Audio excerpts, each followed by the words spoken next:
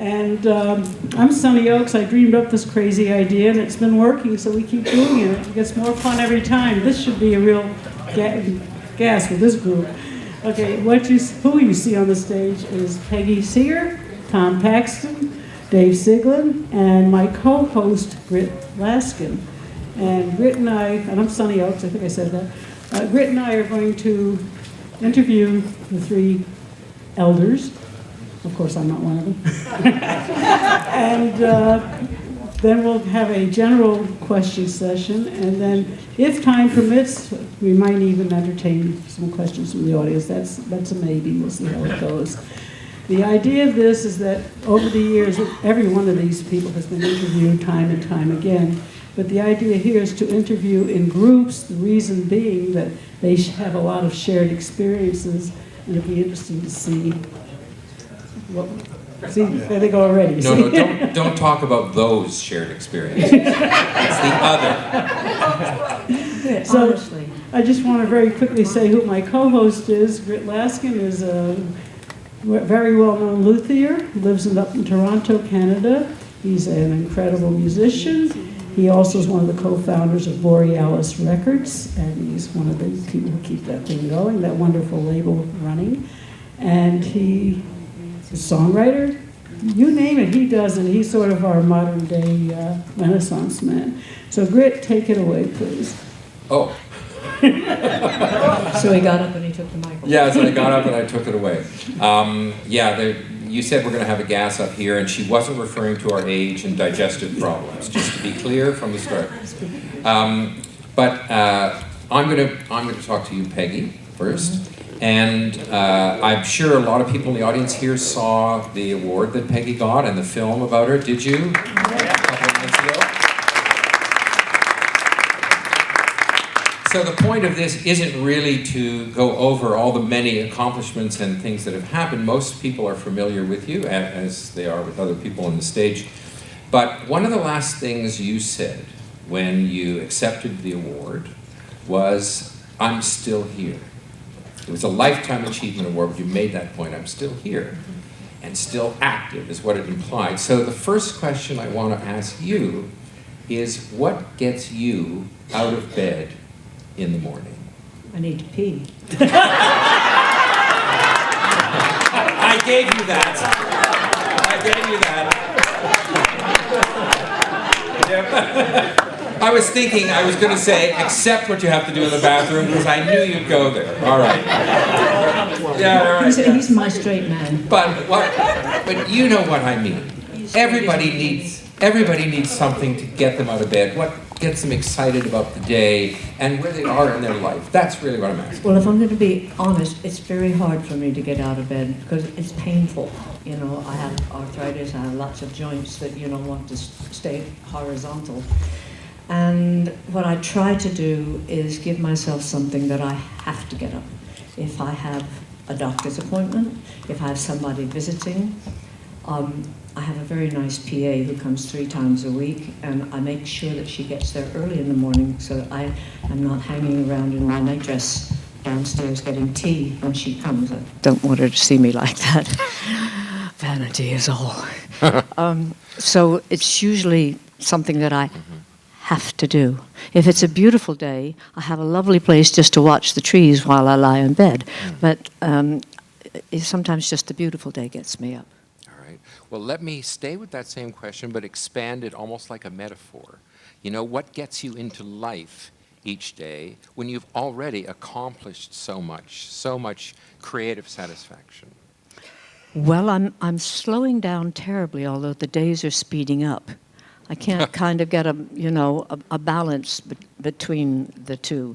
Sometimes it's funny, and sometimes it bloody well isn't. I have a project I'm trying to do now, which is a memoir. There's a biography being written about me, and the person who's writing it has gifted me with permission to read each editing. And she says, just put all the comments in red, and she gets them back in black, red, black, black, red, black.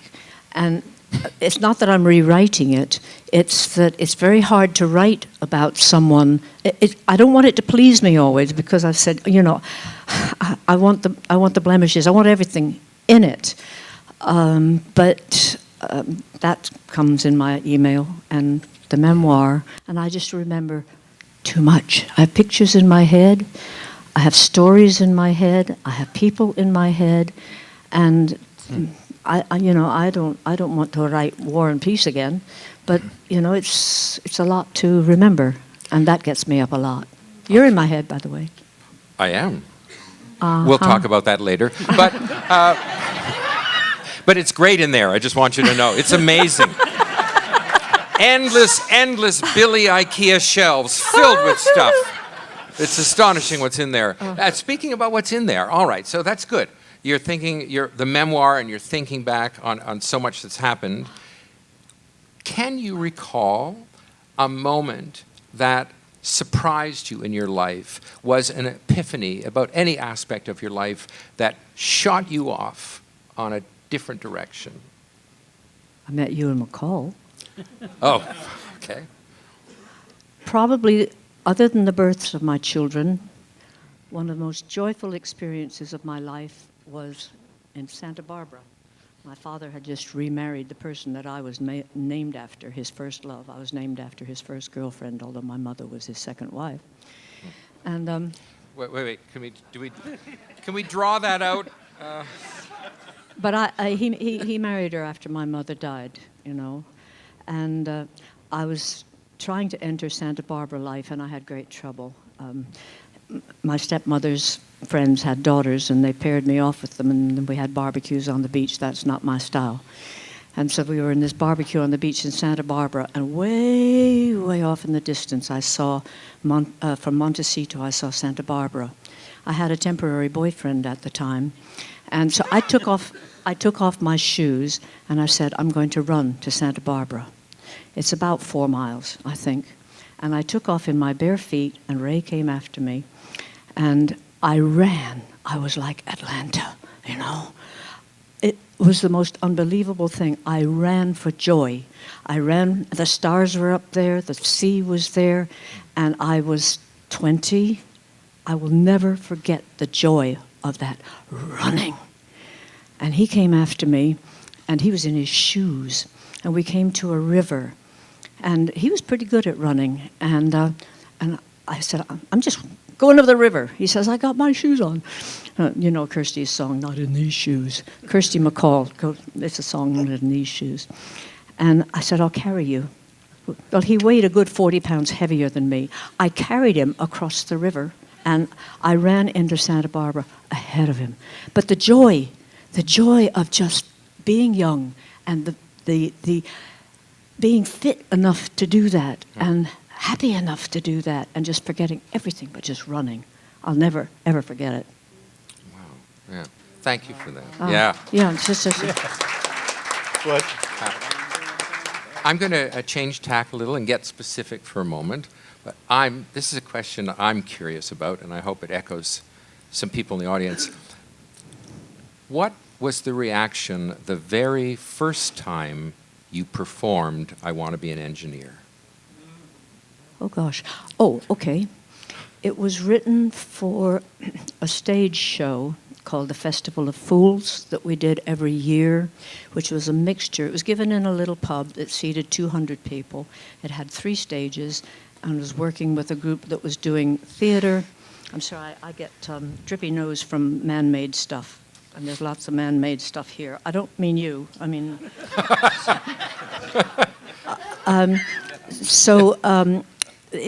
Ewan McCall wrote the script, which consisted of clippings from the news every year. It was very political, extremely political. And he was in a bind because he hadn't finished the writing in time for everybody to learn the parts. I'm not a very good actor, by the way, but I had a couple of acting parts. And this happened to be the Year of the Women. And as you know, this Year of the Women, the Year of the Dog, the Year of the Tapeworm, the Year of this and that, they all run concurrently with the year that we don't have to name, which is the Year of the Man, okay? So I had So he said, write a song about women. So I went downstairs, and in about 15 minutes, I wrote a song. Going to be an engineer, and I never wanted to be an engineer. Yeah. Okay. So, and the last verse was very dreary. I took it upstairs, I sang it to you, and he said, you're going to leave them wanting to cut their throats. Don't do that. I'll go down and write a different verse. So I went down, I wrote a different verse. It's probably the fastest song I ever wrote. And the first time it was sung with a group of us, and I was about 38 at the time, all in little miniskirts, tiny pussy pelmets, they call them over there. Do you know what a pelmet is? A pelmet goes along the top of the curtain rail, okay, to hide the curtain rail itself. Oh, well, this was going to be broadcast, but that's done now. It's only about cats. It's only about cats. Oh. So a number of us, and we all had very good legs. So there's me at the front, Sandra and Frankie and Buff and Susanna. That's right, in a V. And we sang the parts of it that are for what other people tell us, because it's divided into two parts. Major, I'm telling what I think and what's happened to me. And in minor, it tells what society expects from you. And Mr. Pete Seeger cut out all the minor parts. And I took him to task for that. He said, but it makes it so long, Peggy. I said, yes, it does make it a long time, but this is, that's what people say. So the first time I sang it was in a pussy pelmet in a pub. You did ask. Yeah, and I'm somewhat regretting it now, but, But you'll regret it later. All right, final question from me. And it may be a question that could be posed to anybody up on stage and might be posed to another one on stage. But as an elder, even though there's more time to come, there's nobody in front of you anymore. That's hard. You are the one in front that is the influence to other people behind. And I wanted to know if that occurred to you, if you think about it, how it feels. Well, I got lonely, so I came here. There you go.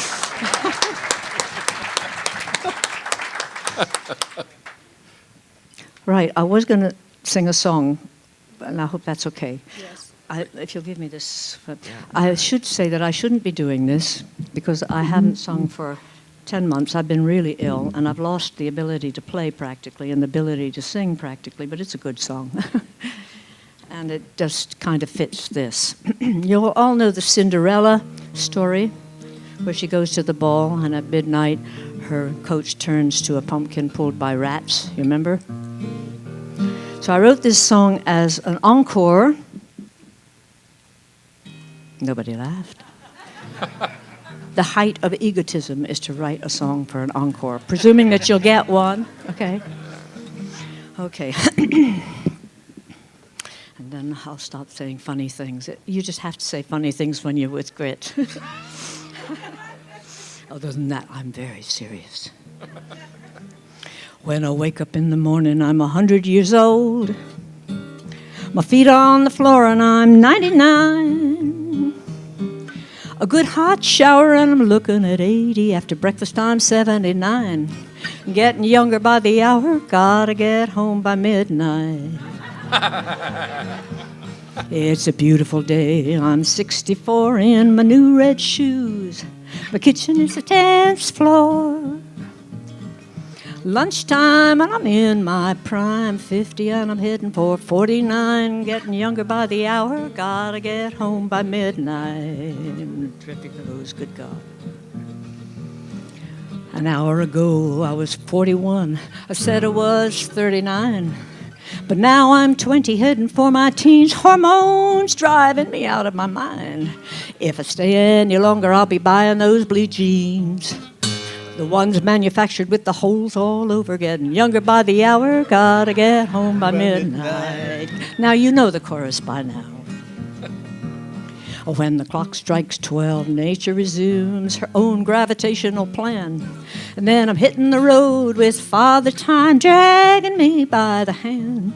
But I'm gonna leave a little glass slipper behind before the rats start pulling my van. Getting home by the hour, gotta stay home by midnight.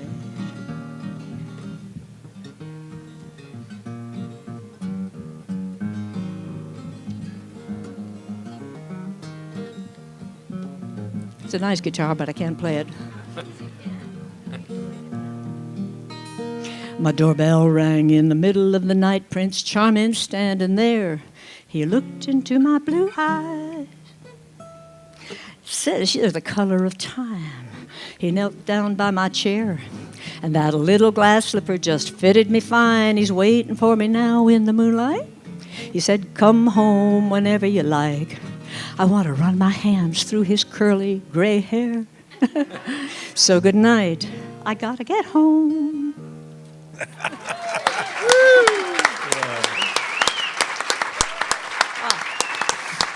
you for that.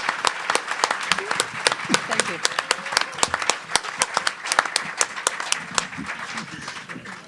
you. All right. I have the honor and privilege to put Tom Paxton through the questions. Oh, boy. I have known Tom forever, and even before I knew him because I'm going to start with a very quick anecdote. In my family, when I gave my kids baths at night, the two boys together, we sang when they were in the bathtub. And the one song that comes to my mind that we sang all the time was, Lyndon Johnson told the nation, have no fear of escalation. I am trying everyone to please, though it isn't really war. We're sending 50,000 more to help save Vietnam from Vietnamese. And that was our song that we sang every time they took a bath. And that was written by the one and only Tom Paxton. And was one of many incredible songs Tom wrote. I mean, between the funny songs, the serious songs, the kids' songs, Tom is just a walking miracle. I mean, to think of all the things that you have done in your life, Tom, it's just amazing. You started out, you were born in Chicago, you went to Oklahoma, you went to high school and college there. And this is the part that I have my first question is, the next thing you did, I think you went into the Army.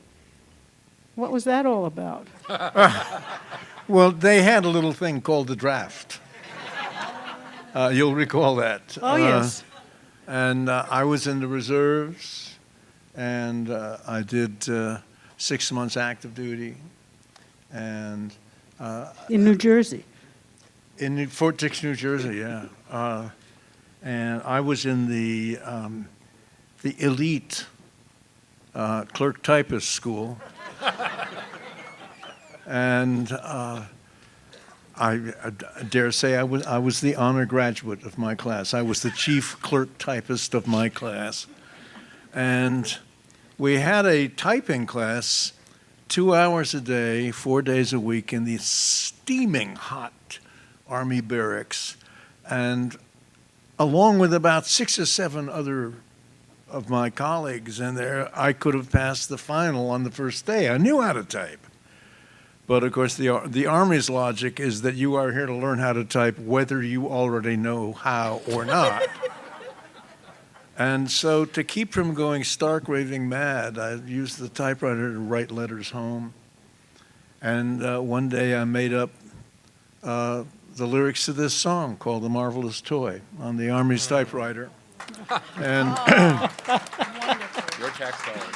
I don't know if it was on this improbable pink practice paper that we had. I have no idea where that came from, but in my many moves, I lost the original typed lyric, so it's out there somewhere.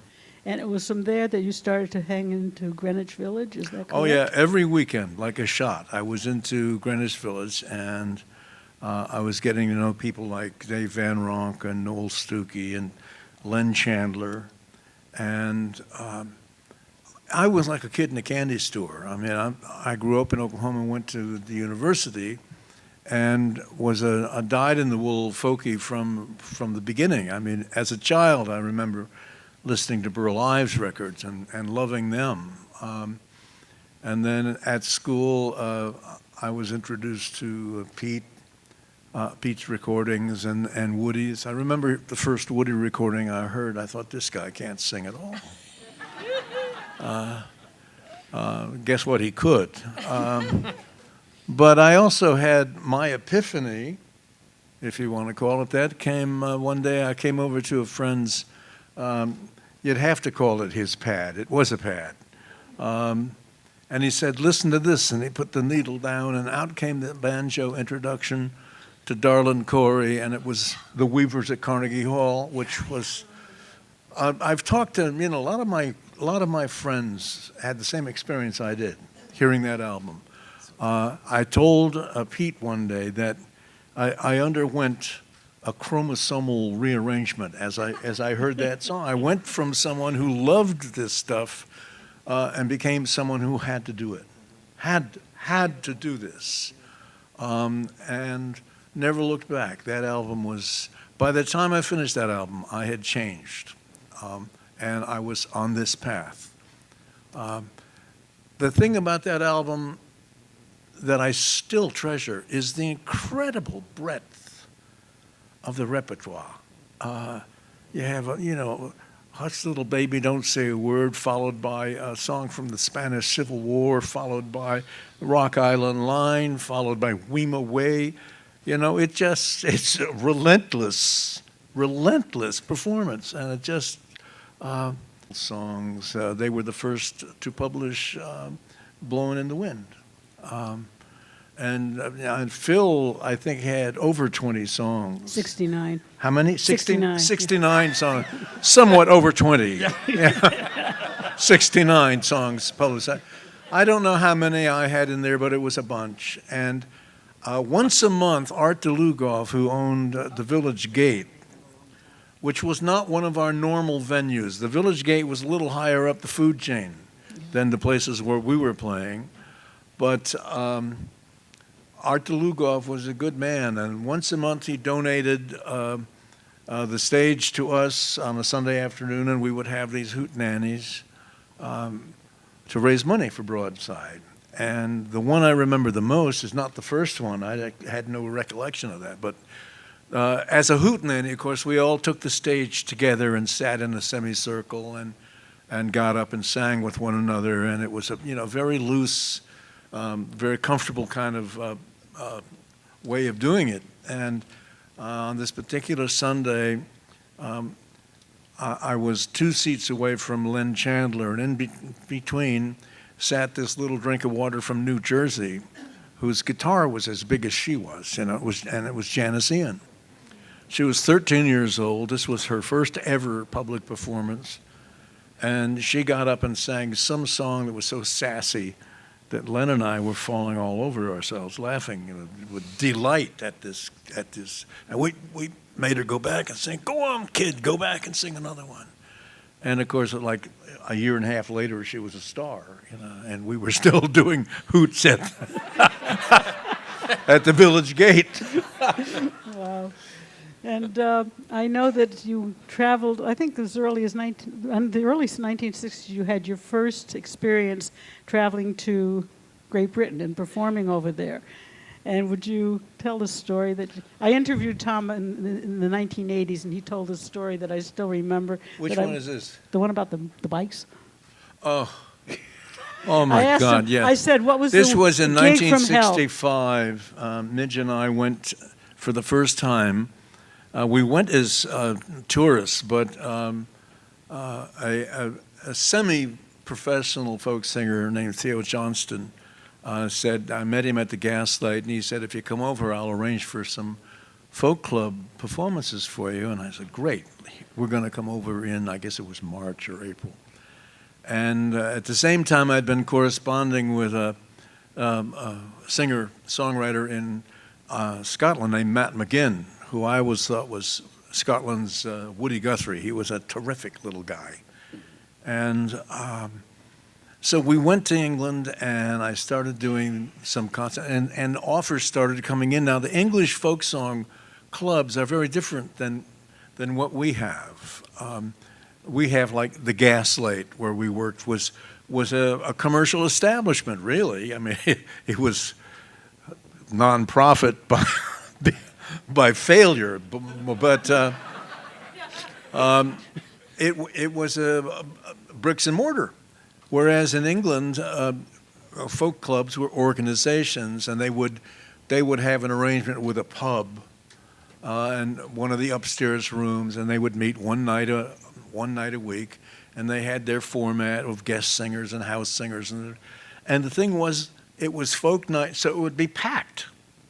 So it was like wherever you were, it could be a Monday night, but it felt like Saturday night because the joint was jumping. It was wonderfully exciting for us, but these were early days, and so some things kind of didn't fall out the way they were supposed to. We got hired to be part of a show in Liverpool. No, not Liverpool, Blackpool, sponsored by Raleigh Bicycles. Raleigh, apparently, some genius at Raleigh thought that he would try to tie into the burgeoning folk music movement, and this was their shot at that. So right down by the gray waters of the Irish Sea, we went in it's the biggest bar in England, and the stage was crammed with Raleigh bicycles. You had to kind of weave to get to the microphone, okay? Now, this was a huge, huge bar, and it happened to coincide with the All England Motorcycle Championships.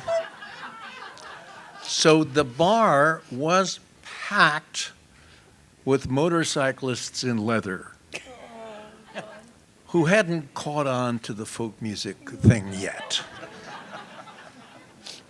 They weren't hostile, they were oblivious. So it was like singing to leather with the kind of feedback you'd expect from leather. So it was a terrible, we had to do 2 shows. And then there was a party back at the hotel, which was one of these ramshackle seaside places. And the guy from Raleigh was like an old school Thai fellow. You know, he had the blazer and the Raleigh bicycle tie or whatever it is. And he got drunk. And he kept asking the girls to take their clothes off. And the party kind of went south from there. And this was in the middle of a wonderful tour. And Midge and I were just kind of saying, is this real? Is this what it's going to be like? No, it wasn't. It was it was the first tour, and I'm doing, in May, I'll be doing my 50th. This is 50 years. Yeah.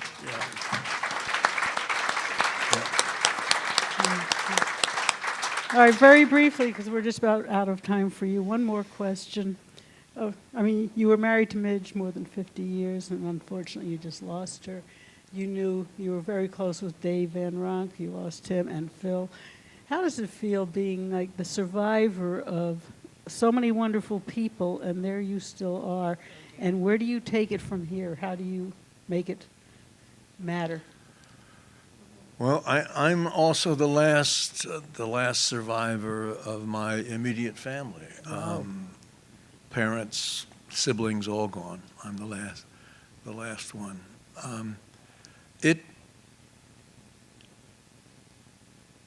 hurts. That's what it does. It hurts to lose people you love. You know, Midge and I were married for 50 years. We were within 2 months of 51. And everything that I've done, I mean, I owe to her. She was my bullshit detector.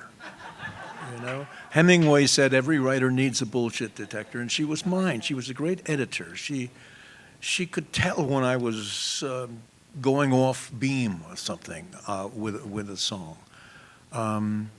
She laughed at the times that she was wrong. She initially didn't like Whose Garden Was This? She changed her mind later, and she would laugh at herself for that. But she had a really good sense of what worked and what did not.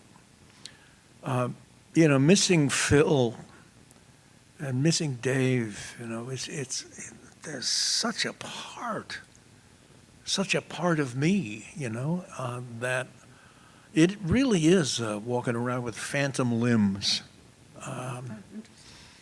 To say I miss them is impossibly to underplay it.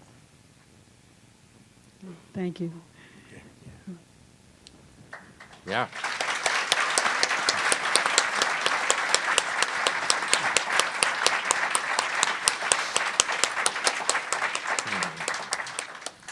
And the third person we have on stage here is Mr. David Siglin. And for those who don't know, he was the man running the Ark, one of the seminal, well, there you go. Still to this day, one of the seminal venues in all of North America on a very short list of seminal venues. And one of the reasons it's that seminal is because it's celebrating its 50th anniversary this year. Wow. Again. And for the bulk of those, Dave, you were running it. You were running it and booking it.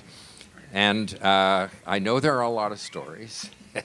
But one thing I always wanted to know, almost 50 years of booking artists many days a week. It wasn't just one concert a month or on the weekends. That's a lot of artists of all different kinds.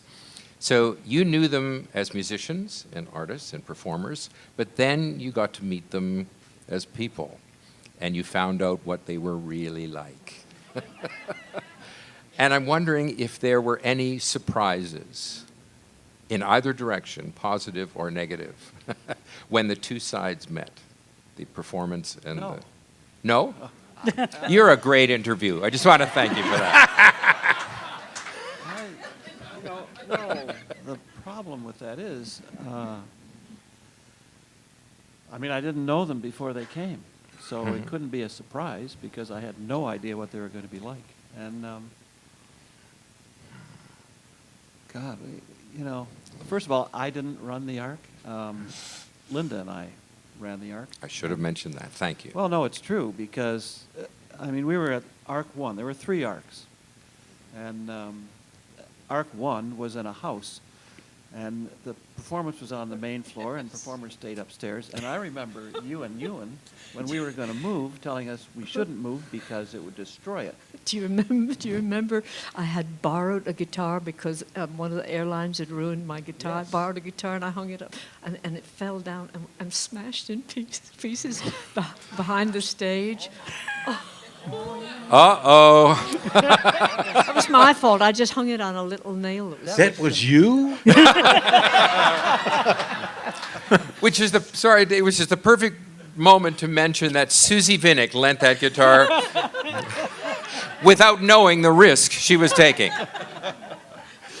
Well, you know, I do have to say that, I mean, by the time I retired, we were booking about 300 some odd shows a year, and I know that my daughter books it now, and she books about 320 shows a year. And it's obviously, it's a marathon. It's not a sprint. It's like swimming the English Channel, taking a day off, and then swimming it again, and taking a day off, and swimming it again. And there were, you know, well, okay, it's not so much surprises, but I remember when Mike came the first time. You know, everybody's a groupie for somebody. Everybody's a groupie for somebody. My wife said the only person that would really impress her, if Tennessee Williams walked up to her, started talking to her, she would just fall on the pavement. And I didn't pursue that question. But, and when Mike first came, I was like, oh my God, this is Mike Seeger, you know.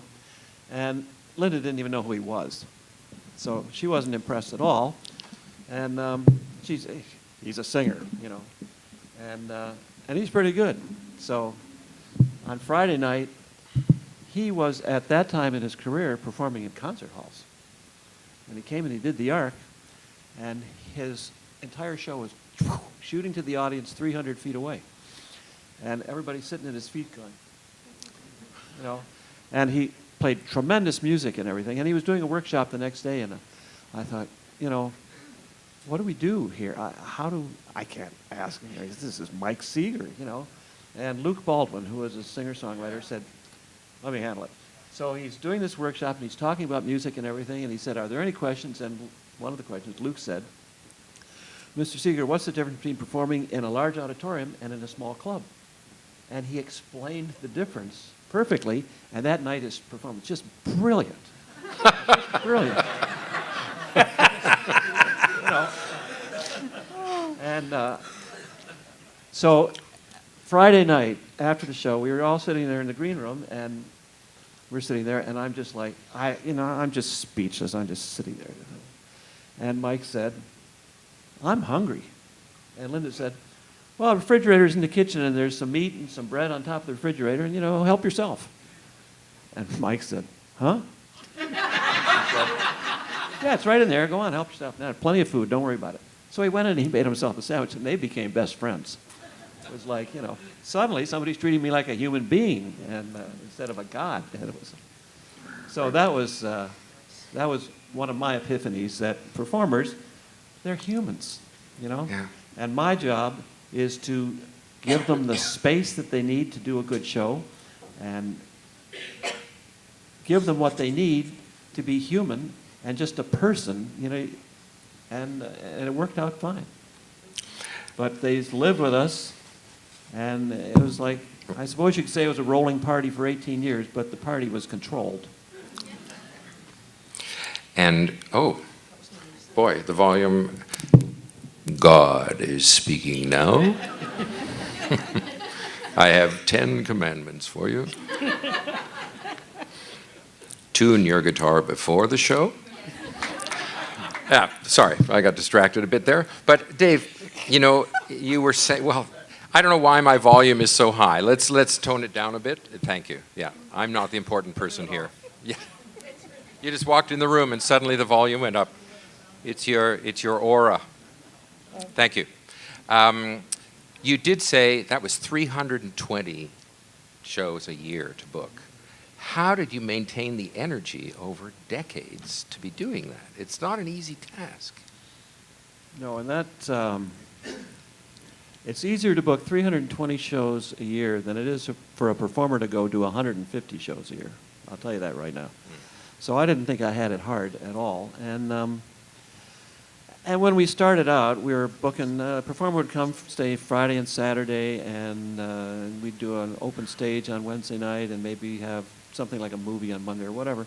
So that wasn't hard, and there were more and more shows as we went along, as there were voids to fill in the Canterbury House, another club which did the pop folk, which was Jack Elliott. And did you perform there? You probably did. The house, yeah. Yeah. At the Canterbury House was a club. It was a commercial club in town. No. And, you weren't asked. And, no. Can of worms. And when they closed, we started hiring singer-songwriters, too, because we had to fill the void in town, So we just added more shows. Instead of cutting off this, we just added that. And that's when Bruce Phillips and Rosalie Sorrells came. And I remember when we met David Bromberg, we sat down with the Canterbury House, and we had, where should David play? He's roots music. He's this, he's that, but he's an incredibly exciting entertainer, and and he's going for the pop market too. And so we finally decided, okay, Canterbury House is where he'll start. And they folded a couple of weeks before he came, so he played the Ark and played it ever since. And no, I don't even know what was the question? It was how you sustain the energy to do all that. Because it built up gradually, and it was so gradual that I didn't even notice it.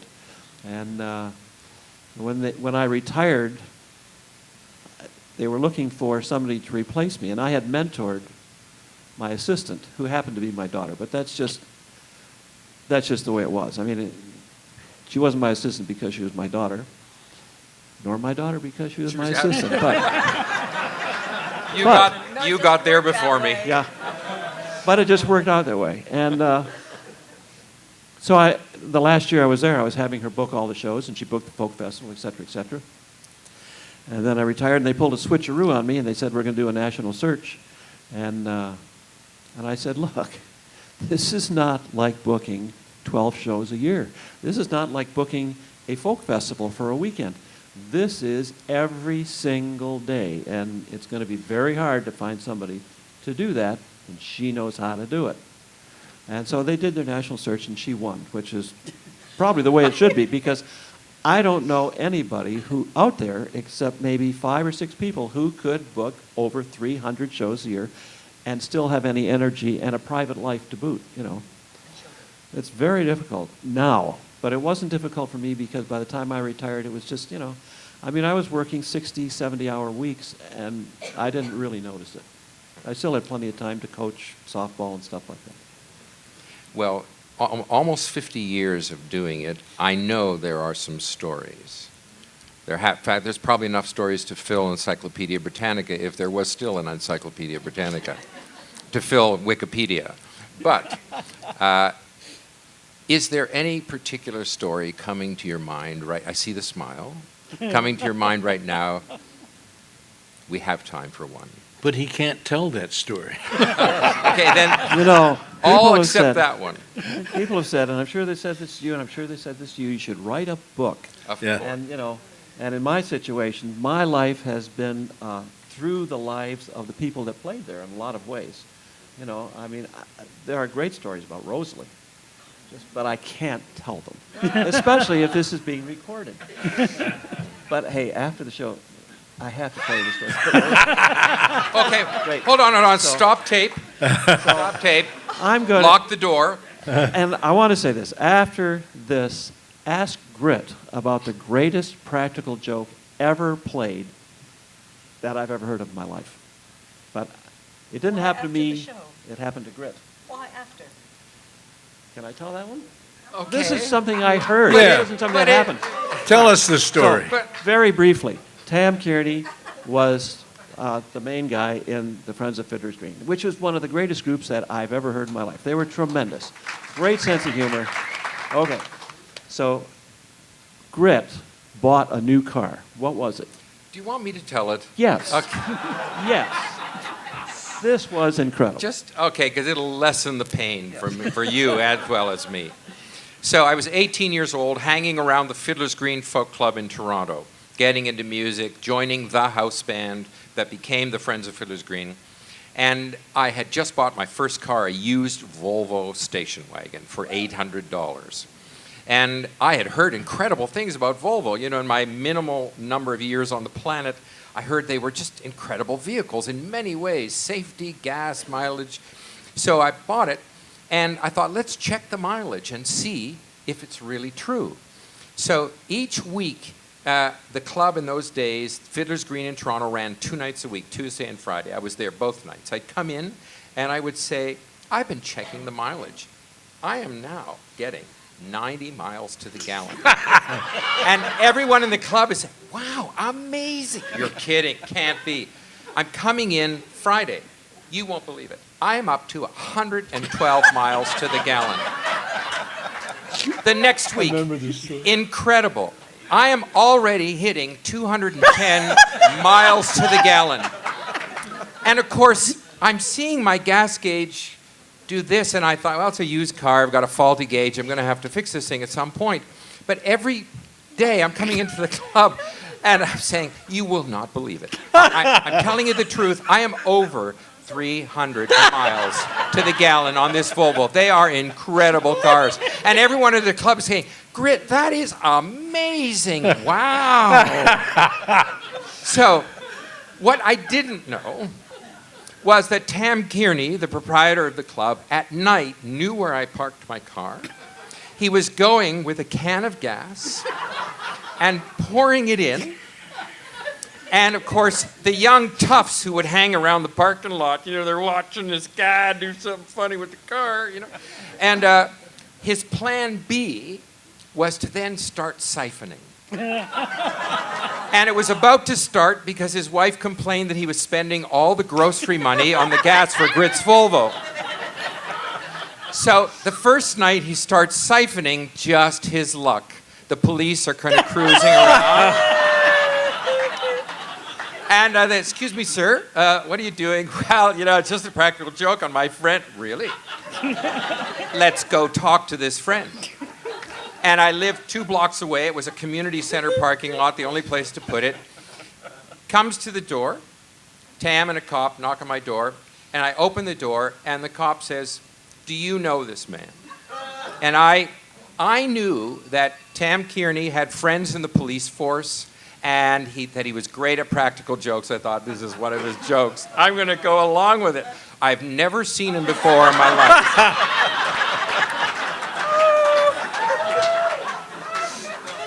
They shut the door, and then it struck me, oh, maybe I made a mistake. So I open the door, no, only kidding, you know? And so they come back and everything gets explained, and then I find out that everyone at the club was in on it. Everyone, the audience, the volunteers, they all knew except me, Mr. Trusting Me. Coda, I go to pick up my car another night in the community parking lot. Those three toughs are sitting there, and you can see the package of cigarette rolled up and the T-shirt. This was the era, right? And they're smoking there, and I'm getting into my car, and I go, hey, mister, how's your mileage?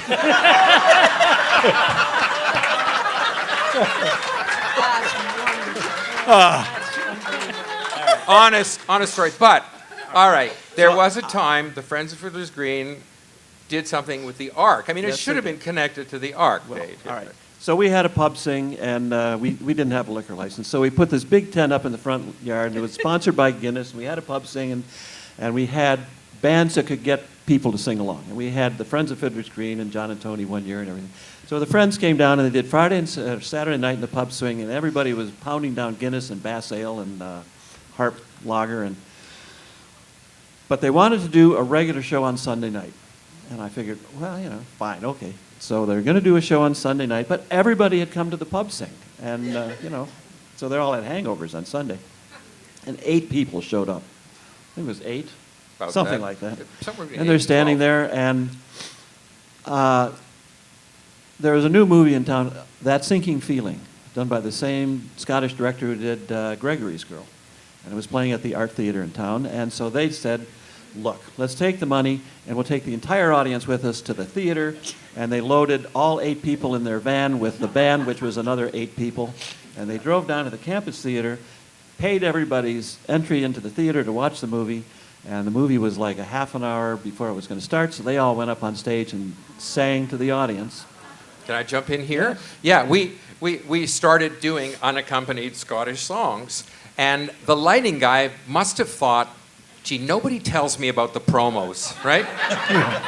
Because the minute our song finished, the lights dimmed, the movie starts, and, okay, back over to you. Or do you want me to... It's supposed to be interviewing you. Yes, you know? Dave. I've got a Dave. year to go before I'm the elder, right? I wasn't there. I was cleaning up the Ark. So we did come back. We played another set of music, and then we sent them home. We took the audience to the movies at the Ark.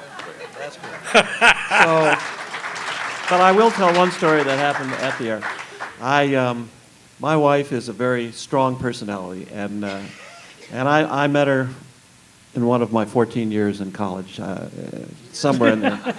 And I thought, you know, I knew her for about a week, and I thought I'd really like to get to know this woman, so I asked her to marry me a week after I met her, and she said, sure.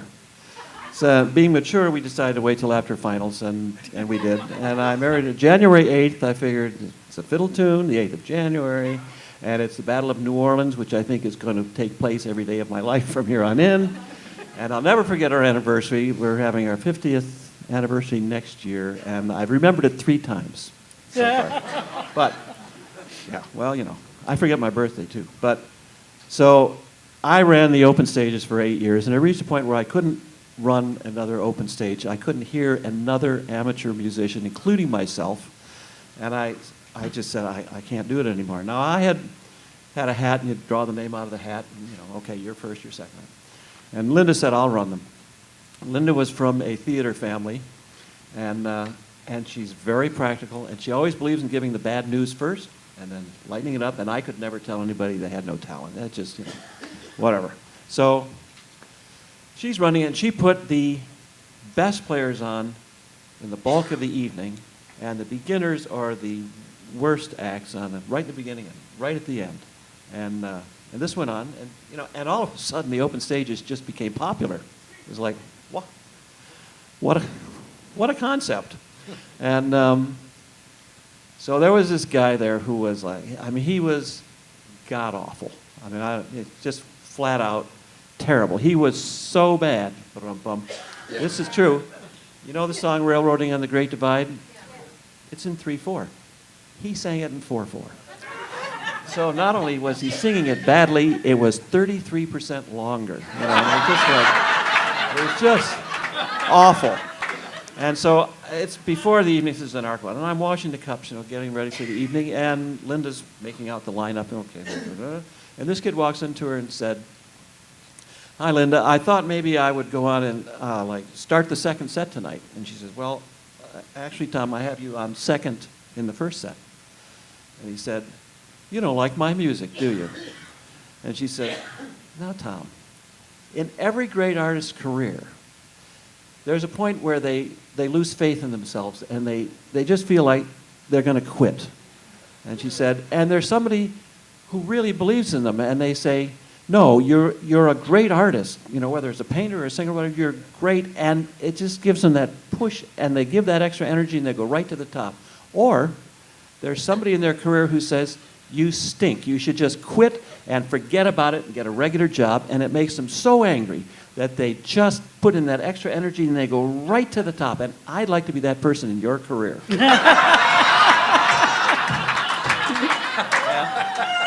And I dropped a cup and broke it, and I was just, and he stormed out. We never heard from him again. He's an accountant somewhere, I don't know, but. That's. I have no recollection of how it goes. Oh, you mean Siglin Farewell? Yeah. No,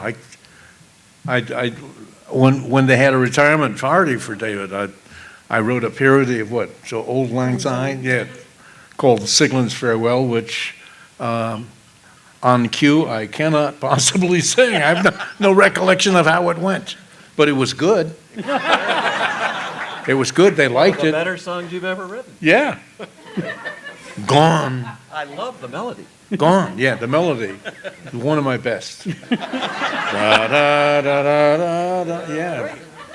Memorable. Da da da da. Yeah. Other people Yeah, it was have the used chorus. it. It went up.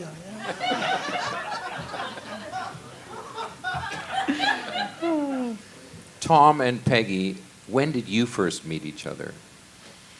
I remember it very well. I met Peggy in London in '65 on our the first time we went over. We were on a folk show at St. Pancras Town Hall, and there were about It was a benefit. a was a benefit. And there benefit. were about 6 different artists on the show, and Peggy and I were each on that. So that was the night I met you. Yeah. We just followed one another. I don't remember that we met after that, did we? No. No, I don't think so. Strange, isn't it? No. Strangers in the night.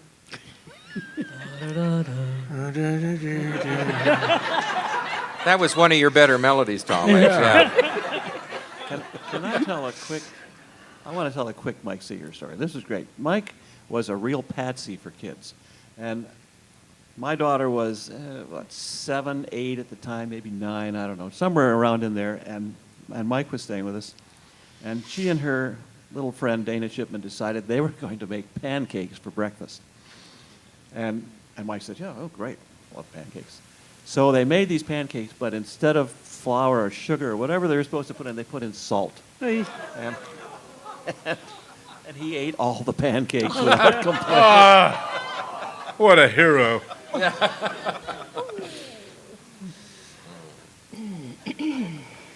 I like salt too, so that's all right. Runs in the family.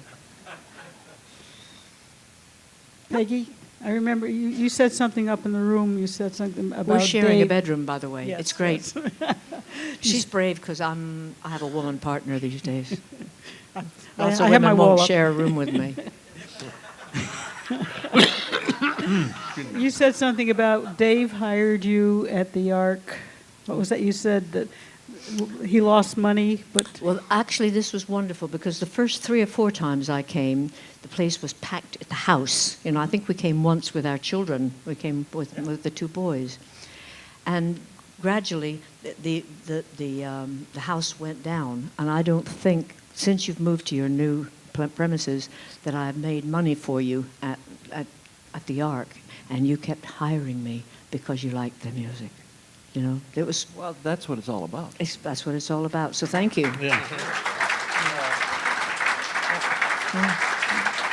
We had, I used to have this book before computers, and I would write guarantees and blah, blah, blah in it, you know, and somebody said to me, you shouldn't have that. I mean, what if you lose the book and somebody sees the guarantees? I went, oh, all right. So I put this code thing in, and I remember, and I lost the book at home one time, and I could remember everybody except this 1 week. I couldn't remember if I booked that week or if somebody was coming that week. Was it my week? No, no, it was Rosalie's. And so I booked it. And for an entire week, I had like 2 acts. And I would call people. When I realized who was coming, I called Rosalie and said, I'll pay you to not play because I have this other act. You know, I called both of them. And Rosie said, well, I want to play. So I said, well, come on, you know.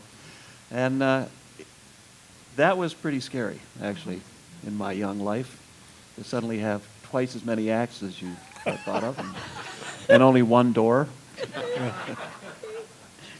Actually, we all have, I was thinking of your gig from hell. We get together sometimes at festivals and things, us performers, and we tell each other the gig from hell, you know, but War stories. we never talk about the gigs from heaven. Isn't that a shame? You know, where things just, and where the organizers are just so nice, you know. I was at a club in Northampton called the Iron Horse, which I shall not name.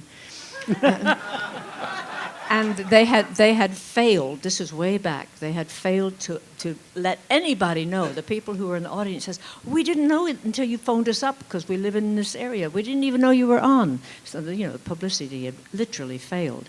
And there were about 16 people in the audience. And the organizer at the time didn't want to pay us because there weren't enough people in the audience. And we'd taken the trouble to get there. So there's organizer, but you were an organizer from heaven. Thank you very, very much.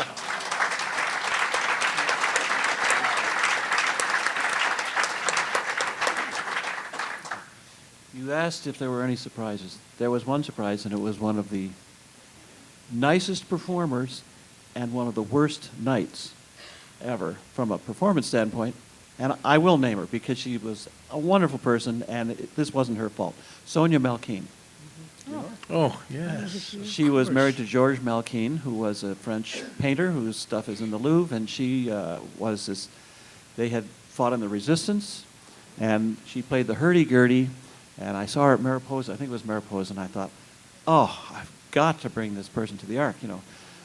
So she came with the hurdy-gurdy, and this is going to be fantastic, French folk music with a hurdy-gurdy, and she learned all these American folk tunes from the some little folk book, like Froggy Winnicordon and the Leatherwing Band. She started playing these songs on the hurdy-gurdy, and we're going, what the hell is this? You know? And she came into the kitchen during the break, and I said, wow, that's really good. Boy, I bet they'd love to hear some French folk. And said, oh, no, they don't want to hear the French folk songs. They want the American folk songs. And she went back out and did more Leathering Bat stuff. But she stayed with us for a week and told us all these amazing stories about World War II and the French Resistance and all that stuff. She was great. Tom, I'd like to ask you, I didn't get to during the interview, I don't even know if this exists anymore, and this is having to do with being around as long as you have. Back in the day when you were in the village and all the people were congregating there, I know you all hung out at a place called the Kettle of Fish. Yes. What was that like? The Kettle of Fish was a bar on McDougall Street right next to the Gaslight. The Gaslight was a cellar folk club. Dave Van Ronk used to say you didn't want to go in the Gaslight when the lights were on. And he had that right. But we loved it. I mean, it had a microphone and a light and a stage and an audience, so we didn't care.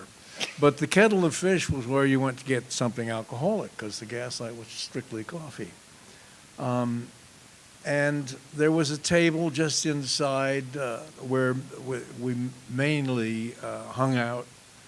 And around that table, you could find Van Ronk, Bob Dylan, Eric Anderson, Phil Ochs, Patrick Skye, and moi. And Dylan was always giving Ochs hell. They had this love-hate thing. I mean, Phil just idolized Bob, and Bob was very mean to Phil most of the time. And one night, I was sitting next to Bob, and an argument was going on across the table, and Bob said, listen to this, what do you think? And he sang into my ear, Gates of Eden, which he had just written. And he said, what do you think? What do you think? I thought, I think it's great. It's a great song. Another night, we were at the bitter end, Bob and I, and having a drink. This is about 1970. And he said, you know that song of yours that Annie's going to sing her song? He said, I like that song. I said, I'm going to record that song. I said, great. And last year he did.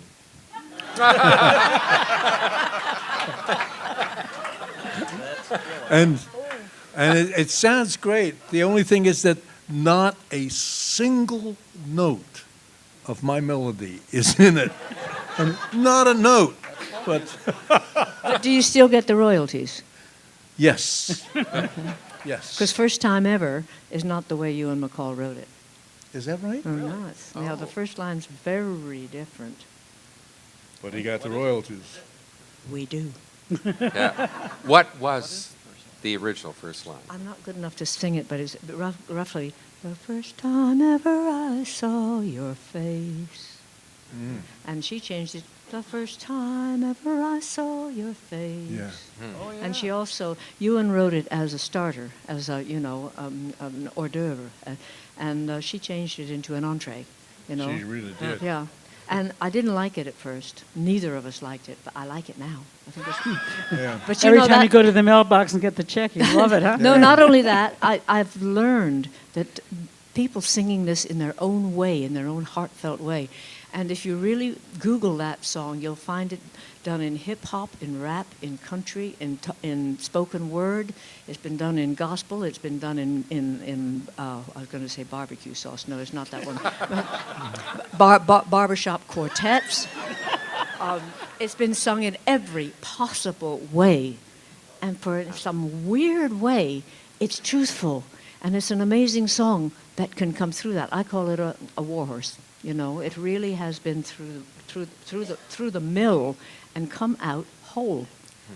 I'm hoping that in the last verse, they sleep together rather than Elvis's where he dances with her instead. Don't know how they got their child, but there you are. That reminds me of that. You can go on YouTube and go to Lawrence Welk and see a performance of this impossibly wholesome couple, right, singing One Toke Over the Line. Well, you're boggled, and then you have to find an explanation, and it's one toke over the line, Sweet Jesus, which must have done. They thought it was a Jesus song, so one toke over the line, Sweet Jesus. It's there, YouTube.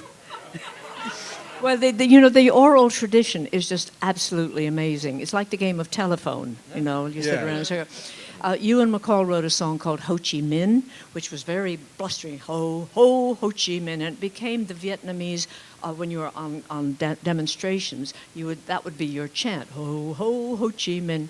Well, the Vietnamese have taken this, they put it into Vietnam. I mean, Google it, because if you can Google Ewan's version of it, and then the way the Vietnamese sing it, and they have this very sexy woman doing like this, and it's turned into a Vietnamese almost lullaby, and it is absolutely beautiful, with a heavenly chorus just right behind it, everybody's singing, beautiful.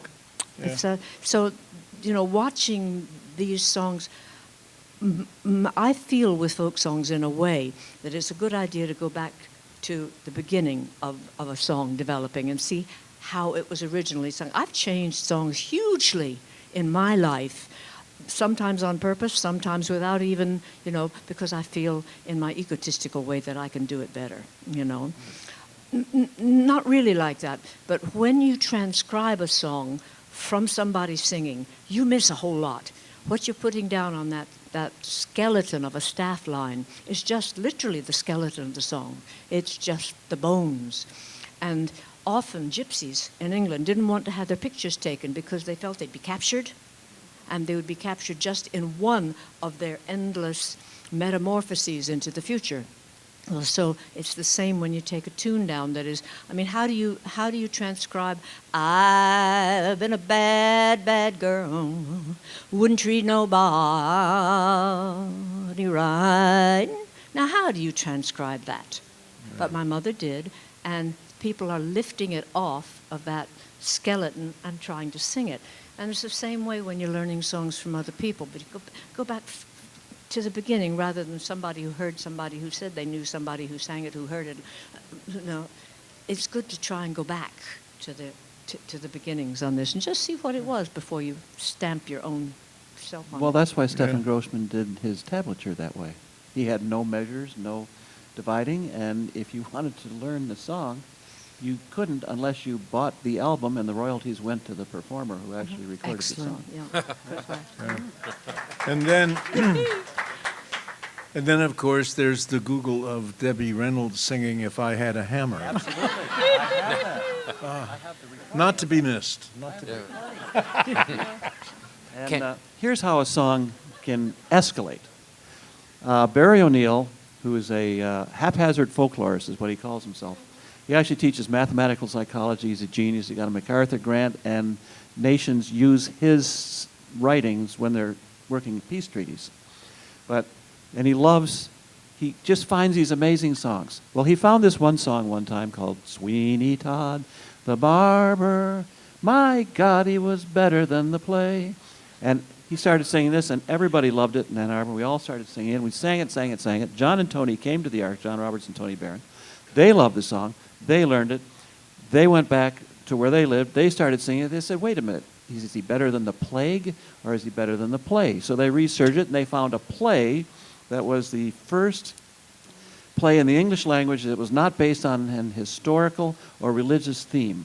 And it was a melodrama, and it was about Sweeney Todd. And there actually was a Sweeney Todd, and so they started doing the play. And I called them, and I said, look, can you send me a copy of the play? Because I want to do it in Ann Arbor. They said, great. They sent me a copy of the play, and I was too busy, and I didn't do it. And a friend of mine, Jim Moran, said, can I borrow that play because they're having a playwriting contest for the Ann Arbor Civic Theater, and I want to rewrite it into a modern version or whatever, and put it on. So he rewrote it, and he won the contest, but they wouldn't do it because it was too dark. So Judy Dow, who was on their committee, said, can I borrow that play? I want to show it to a friend of mine. She took it to New York and showed it to Stephen Sondheim, who was a friend of hers, and kaboom. He rewrote it and wrote that, and that's how that got done. And it all was because of Barry O'Neill in Ann Arbor. He was, Wow. the Sweeney Todd was the one who chopped people up and made sausages out of them. Yes, and he really existed, yes. Yeah. Aren't we getting a little deep in here? Sausage is good. All right, well, this panel is called The Wisdom of the Elders. You are the elders. Do you have any wisdom to share with us? I thought we were doing that. Yeah. Never put I anything actually in. do. I actually have something I want to share with anyone who writes songs and wants to write songs. I've thought about this, and this is what I think you might try. And that is, upon leaving here, pick up a paper. Now, so far, this is typical. Pick up a paper, find anything in the paper that moves you in any way. It can be to hilarity, to sorrow, to rage, whatever. So long as you're moved by something you find in the paper, and then write your song from the point of view of either a participant or an eyewitness to that story. And what this does is like Woody. It takes you out into the world where life is going on that we all need to document.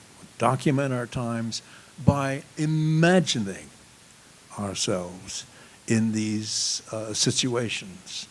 It also has the benefit of getting you away from writing about your own boring life with goddamn relationships. There's always time to write those songs. But this is more serious. This gets you out there, and you're documenting your times as art. Do that. Can I take that a little further? I have something to say. If you look up a series of 8 radio programs that the BBC put out called Radio Ballads, this was a form that you and myself and a radio producer named Charles Parker innovated back in the early 1960s. And the idea was to interview people who who were in a particular profession or a trade, or maybe the first one was about a train accident, and then we did people who got polio, then we did teenagers, then we did boxers, then we did travelers, then we did fishermen and miners and road builders. There were 8 of them. But the idea was totally counter to the ivory tower. The ivory tower is a very lonely and very hygienic place. It does not feed you. You sit there with your hand on your brow like the thinker, and you are depending only on yourself. That's good for some things, but when you're writing about other people, this doesn't really work. You have to be with other people to do it. So what we did was we interviewed the people and then made a tapestry that consisted of their words spoken by them, new songs made out of the words spoken by them, instrumentation and sound effects. They lasted an hour, and they went from one of these features to the other. And we recorded the songs in the old style. And nowadays, you can track something, put something over, and you can make things sound like they're not and do all kinds of things. But we were working on analog tape. So in the studio, you would have a TR-90. You would have the tape machine feeding the informants, that is, the people speaking, and the effects were being played on big gramophone records upstairs. And you had the band there, and it all had to go down on this little 1/4 inch of tape. So you had to get a really good performance from everybody right there. But this doesn't tell you about what I'm saying about songwriting. Ewan MacColl wrote some of his best songs in what we call radio ballad technique. These programs were about the effect of work or a condition that the person had or a place in life that they were, the effect of that on them. So they were the only ones who could really talk about it with any validity. So you were talking about writing for your own time. There's a song in every single one of you. A good songwriter, or maybe a bad one who's learning to be good, could interview any of you and make a song out of you. There's a song about every single one of you because you're all unique and you've all had your own experiences. And a good interviewer could interview you or you or you or you about the effect of your life, your family, your country, your civilization on you. When you interview properly, really well, so that you are totally interested, things come out of people who seem to be dull, who seem to be bland, who seem to be beaten down by life. Things come out of you that you would not dream.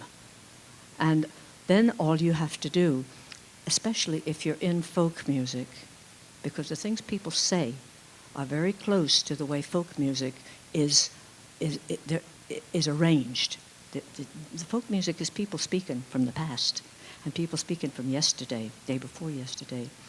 So the radio ballad technique doesn't say, I will write this song.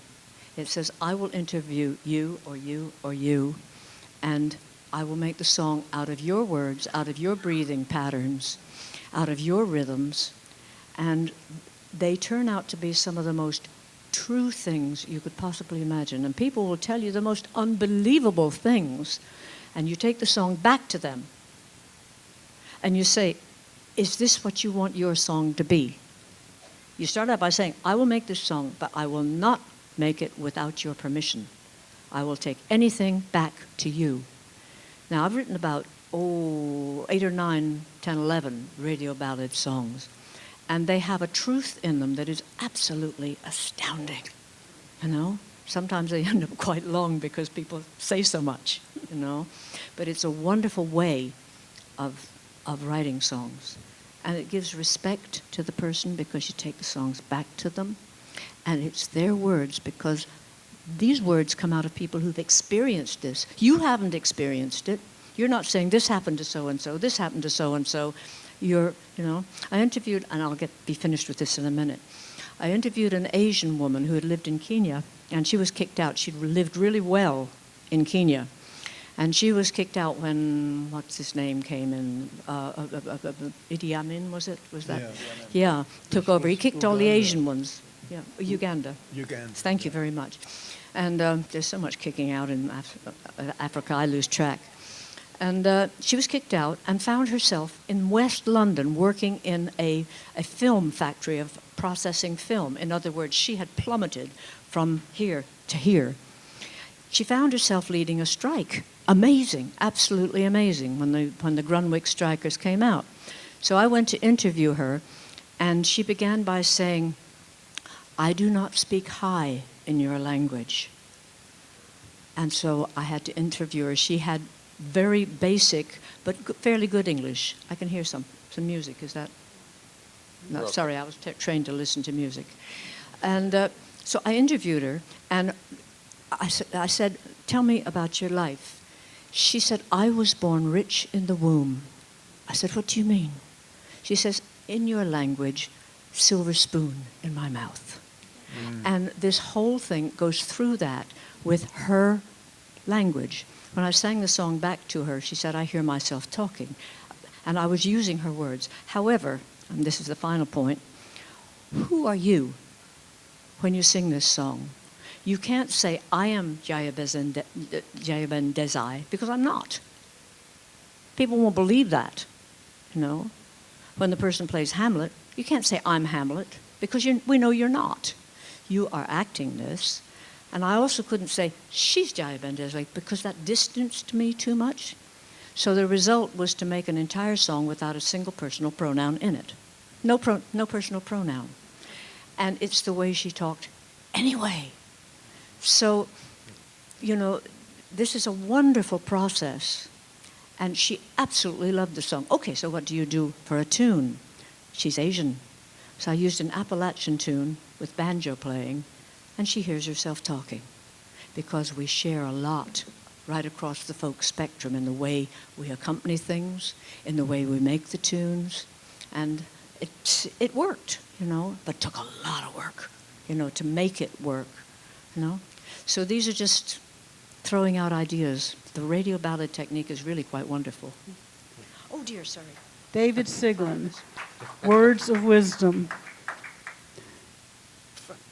After those? After those. Never put anything in your mouth that's bigger than your head.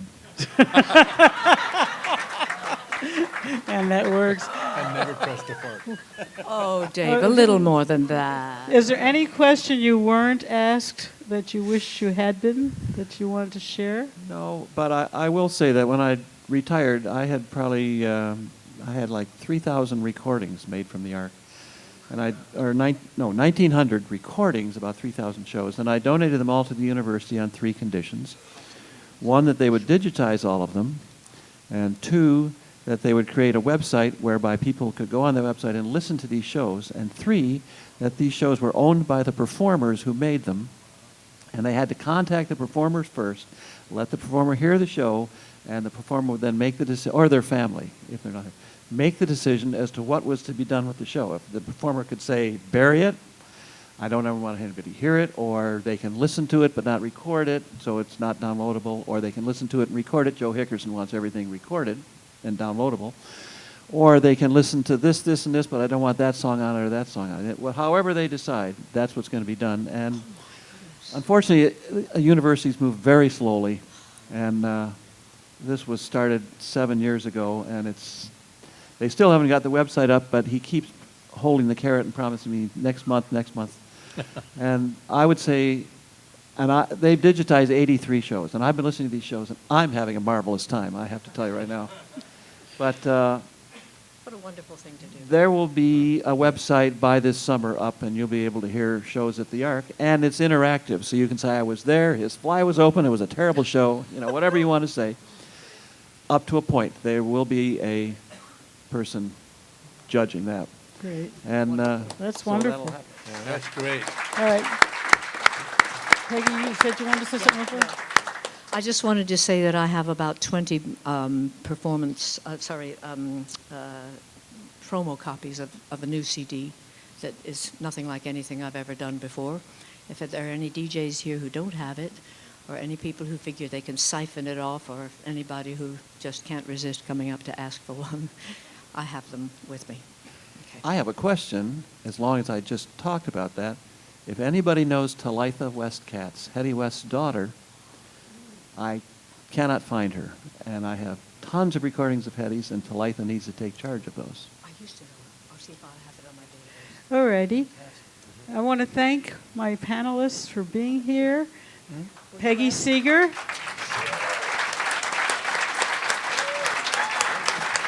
Tom Paxton. David Siglin. And my co-host, Grit Laskin. And I'm Sonny Ochs. And I want to thank Sonny for the opportunity of being here and sharing the stage with people I have nothing but admiration for.